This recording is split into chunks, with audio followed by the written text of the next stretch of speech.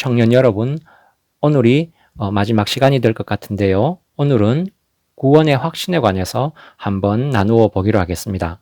구원 문제에 있어서 가장 걸림돌이 되는 오해가 뭐냐 하면은 마치 우리가 구원을 선택한 것 같이 생각한다는 것입니다.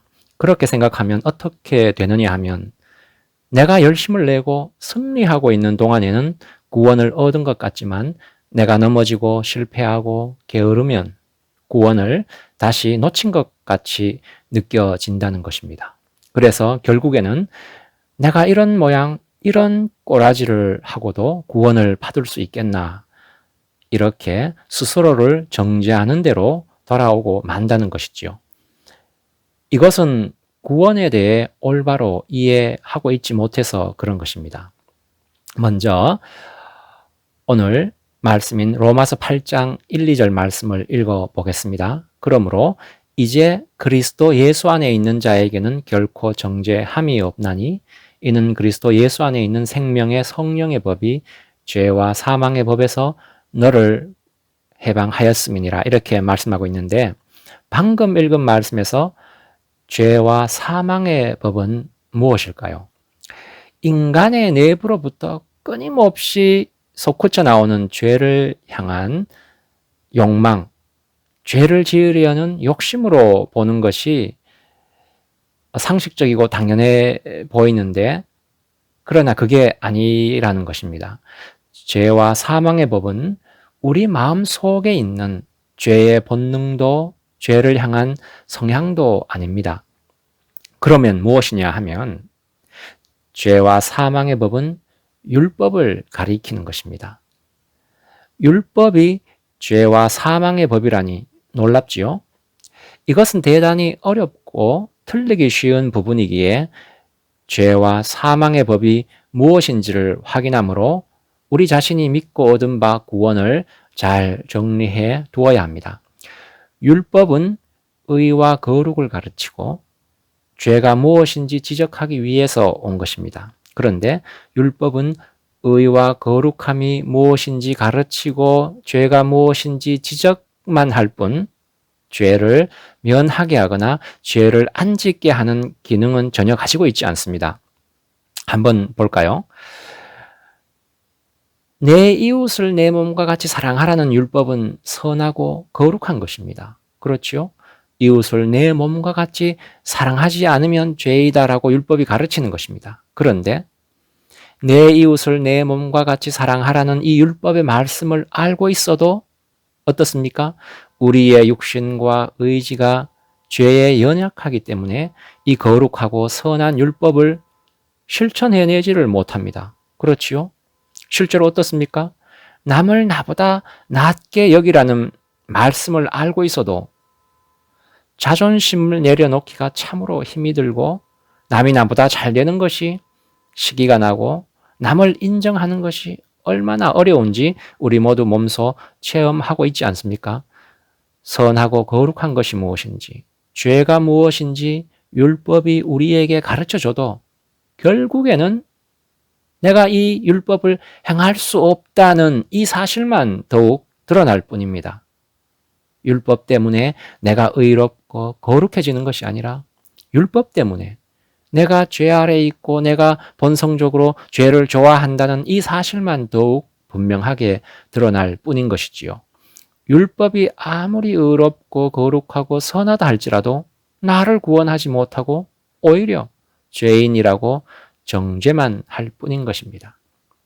결국 내 이웃을 내 몸과 같이 사랑하라 하는 이 율법을 우리가 행하지 못하게 되면 율법은 우리가 죄인임을 드러내고, 그래서 죄가 우리에게 사망 선고를 내리는 것을 정당화하는 것입니다. 그래서 고린도 전서에서는 율법을 죄의 권능이라고 합니다.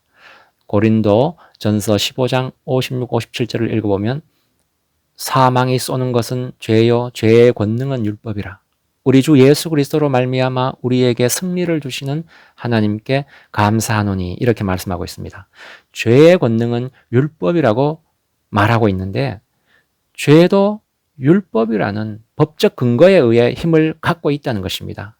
이게 무슨 말이냐면 율법이 어떤 사람이 죄인이다라고 고발하면 죄는 그 사람에게 사망을 집행하는데 죄가 사망을 집행하는 것이 법적으로 정당화된다는 말이죠.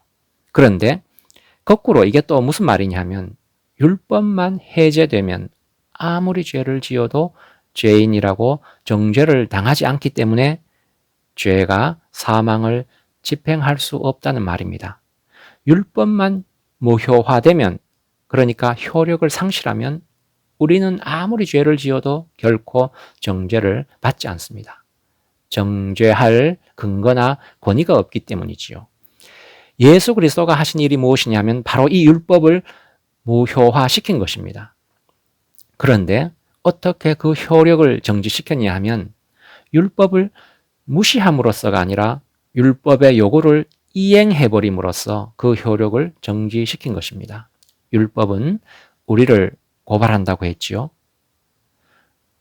모든 인간이 죄 아래 있다고 고발하고 정지하는 것이 바로 율법입니다. 그렇게 고발하면 죄가 사망을 집행하는 것입니다. 그런데 예수 그리스도가 우리를 대표해서 우리 대신 이 고발을 받고 사망 집행을 당합니다. 그래서 우리에게는 이미 사망 집행이 이루어진 것이나 다름이 없게 된 것입니다. 율법의 고발에 따라 죄는 이미 우리에게 사망을 집행해버렸기 때문에 율법에 고발하고 정죄하는 효력도 사라진 것입니다. 동일한 사안을 또다시 집행할 수 없기 때문이지요. 그래서 예수 그리스도 안에 있는 자에게는 죄로 인해 또다시 고발되거나 정죄되는 그런 일이란 있을 수 없습니다. 그래서 로마서 8장 1, 2절에 보면 그러므로 이제 그리스도 예수 안에 있는 자에게는 결코 정죄함이 없다고 말씀하고 있습니다. 더 이상 죄와 사망이 예수 그리스도 안에 있는 우리를 다스리지 못합니다. 왜냐하면 죄와 사망이 이미 우리에게 가졌던 자기의 권리를 집행해버렸고 우리에게서 요구할 것과 주장할 권리가 사라졌기 때문입니다. 그래서 율법도 더 이상 우리를 죄 있다고 고발하지 못하는 것입니다. 이어서 2절에서 이는 그리스도 예수 안에 있는 생명의 성령의 법이 죄와 사망의 법에서 너를 해방하였음이라 이렇게 말하고 있는데 하나님은 우리를 죄와 사망의 법인 율법에서 해방시킴과 동시에 우리를 예수 그리스도 안에 넣어버렸습니다. 이제 우리는 죄와 사망의 법 아래 있지 않고 생명의 성령의 법 아래 있는 것이죠. 우리는 예수 그리스도 안에 있는 것입니다. 이것이 신자의 존재이자 지위인 것입니다. 우리가 예수 그리스도 안에 있기 때문에 예수 그리스도에게 일어난 것은 모두가 나에게 일어난 것이 됩니다. 예수님이 죽으심으로 내가 죄에서 벗어났다면 예수님이 살아나는 동시에 나도 살아나고 살아날 뿐 아니라 예수 그리스도 안에 있는 존재가 된다는 것이 복음의 핵심인 것이지요. 구원에 관한 이야기에서 가장 분명하게 알아야 되는 것은 우리는 더 이상 율법적 차원에서 취급되고 있지 않는 자라는 것입니다. 잘잘못으로 취급되지 않는 자라는 것이지요. 이게 바로 죄와 사망의 법 아래 있지 않다, 율법 아래 있지 않다는 말이 뜻하는 바입니다. 그래서 예수 그리스도 안에 있는 자에게는 결코 정죄함이 없습니다. 죄는 우리에게 있어 아무 관계가 없는 것이죠. 물론 우리는 여전히 실패하고 넘어집니다. 아직도 미련을 떨고 유혹에 실족할 때가 많습니다. 그러나 더 이상 잘잘못이나 죄 문제로는 취급되지 않는 존재가 된 것입니다. 더 이상 죄로 인해 정죄를 받지 않습니다. 율법이 작동하지 않기 때문입니다. 우리가 예수 그리스도 안에 있기 때문에 하나님과 하나님의 자녀라는 관계에서만 취급되는 것이지요. 이 구원의 성격은 한번 예수 그리스도 안에 있으면 하나님의 자녀됨이 취소되거나 실패되거나 번복되지 않는다는 것입니다.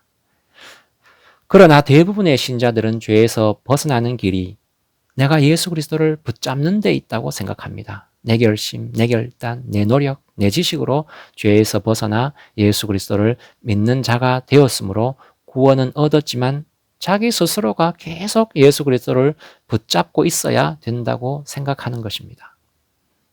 마치 기차 꽁무니 붙잡고 뒤따라 달려가는 것과 똑같습니다. 어떻게 됩니까? 결국은 기차를 놓치고 목적지에 도착하지 못합니다. 그게 아니라 우리는 기차 안에 타고 있는 것입니다. 기차 안에 타고 있으면 그 안에서 술을 마시든 남의 돈을 훔치든 목적지에 도달하는 것입니다. 우리는 예수 그리스도를 붙잡고 있는 것이 아니라 예수 그리스도 안에 있다는 사실입니다. 성경이 우리에게 이야기하고자 하는 것이 바로 이것입니다. 지금까지 살펴보았듯이 죄와 사망의 법은 우리 마음 속에서 우러나는 본성적인 죄를 향한 우리의 욕망이나 죄성을 가리키는 것이 아니라 우리를 죄인이라고 고발하고 정죄하는 율법을 말합니다.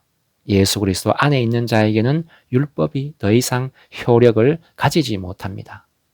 법이 무효화되고 사라져 버린 것입니다. 우리가 아무리 죄를 지어도 우리를 죄인이라고 정죄하는 것 자체가 불가능해진 것이지요. 우리는 이제 죄와 사망의 법이 아니라 생명의 성령의 법 아래 있습니다.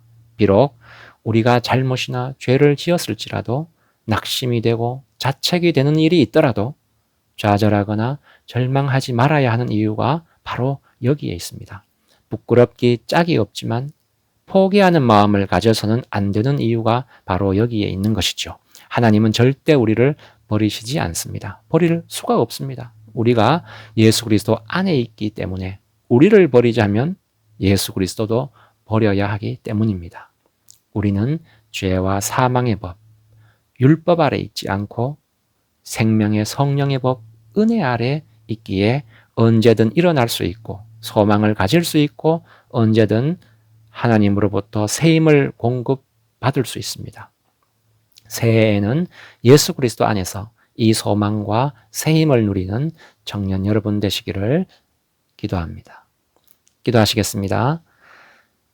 하나님 은혜를 감사합니다. 우리를 정죄하는 율법을 폐기하시고 우리를 예수 그리스도 안에 둠으로 생명의 성령의 법 아래 있게 해주시니 감사합니다. 낙심되고 자책되는 일이 있더라도 우리가 예수 그리스도 안에 있음을 기억하게 하사 다시금 새 소망과 새 힘을 얻는 우리가 되게 하여 주시고 그리하여 이 세상을 이기는 주의 자녀 될 수 있게 인도하여 주시옵소서. 감사드리오며 우리 주 예수 그리스도의 이름으로 기도드리옵나이다. 아멘.